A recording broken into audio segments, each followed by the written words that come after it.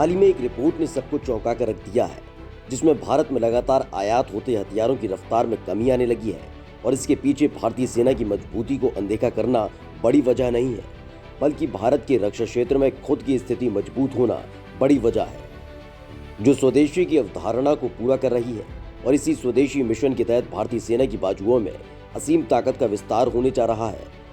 आज अपने इस वीडियो में हम दिखाने जा रहे हैं उसी रक्षा सौदा के बारे में, जो भारतीय सेना की ताकत को बढ़ाएगा ही, साथ ही स्वदेशी के सपने को रक्षा क्षेत्र में बड़े स्तर पर पूरा करने जा रहा है। बस आप बने रहिए वीडियो के आखिर तक। भारतीय रक्षा क्षेत्र में बजने लगा पीएम मोदी के स्वदेशी का डंका। दरअसल साल 2014 में देश का पीएम बनने के बाद नरेंद्र मोदी ने सबसे पहला फोकस अलग अलग क्षेत्र में बाहर से आयात हो रहे सामानों की रफ्तार में कमी लाना और देश के अंदर ही सामानों के निर्माण की गति को बढ़ाने पर फोकस किया था, और इसको एक स्वदेशी मिशन के तौर पर चलाया गया। अलग अलग क्षेत्र से होते हुए स्वदेशी का मिशन रक्षा क्षेत्र तक पहुंच गया है और इस दौरान रक्षा मंत्रालय ने एक भारी भरकम रक्षा सौदा किया। लेकिन ये रक्षा सौदा अमेरिका, रूस या फ्रांस से नहीं किया गया है, बल्कि अपने ही देश की एक डिफेंस कंपनी से किया गया है, जो आने वाले वक्त में भारतीय सेना के लिए मिसाइलें बनाने जा रही है।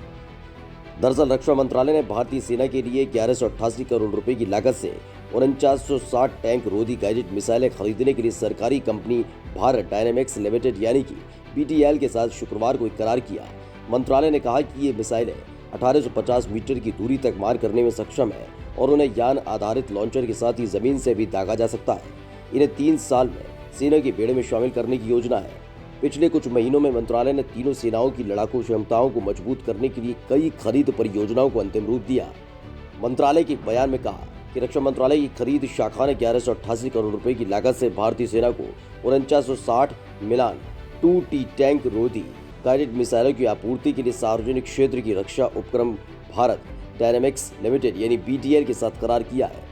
BTL इन मिसाइलों को फ्रांस की प्रमुख रक्षा कंपनी MBDA मिसाइल सिस्टम से मिले लाइसेंस के तहत बना रहा है। मंत्रालय ने कहा कि इन मिसाइलों को यान आधारित लॉन्चर के साथ ही जमीन से भी दागा जा सकता है और आक्रामक और बचाव कार्यों में टैंक रोधी भूमिका के लिए भी तैनात किया जा सकता है। स्वदेशी अभियान को मिली नई रफ्तार।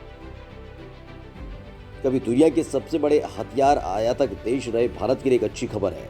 अत्याधुनिक हथियारों के मामले में आत्मनिर्भर बनने का प्रयास कर रहे भारत ने पिछले 5 साल में विदेशों से हथियारों के आयात में 33% की कमी की है, वो भी तब जब पूर्वी लद्दाख में भारत का चीन के साथ तनाव अपने चरम पर है।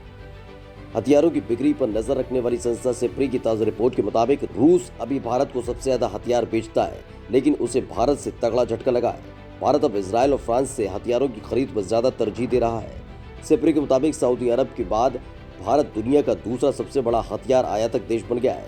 भारत के बाद मिस्र, ऑस्ट्रेलिया और चीन का नंबर आता है।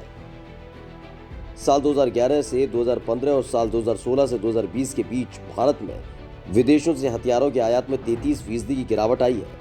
पिछले 5 साल की अवधि में भारत ने सबसे ज्यादा हथियार रूस से खरीदे हैं, लेकिन हथियारों की इस आयात में करीब 53% की गिरावट आई है।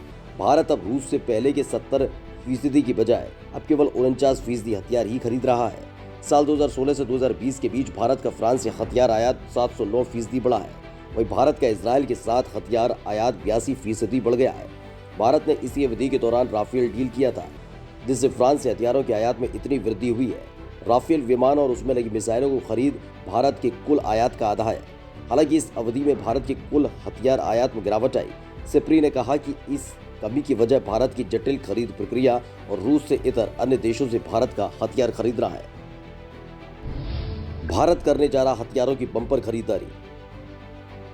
सिप्री ने अनुमान लगाया कि भारत ने पिछले 10 साल से भले ही हथियारों के आयात में काफी कमी की हो, लेकिन आने वाले 5 साल में भारत के बड़े पैमाने पर हथियार खरीदने की योजना है। इसमें लड़ाकू विमान, एयर डिफेंस सिस्टम, युद्धक जहाज और सबमरीन शामिल है। इससे भारत का आयात काफी बढ़ सकता है।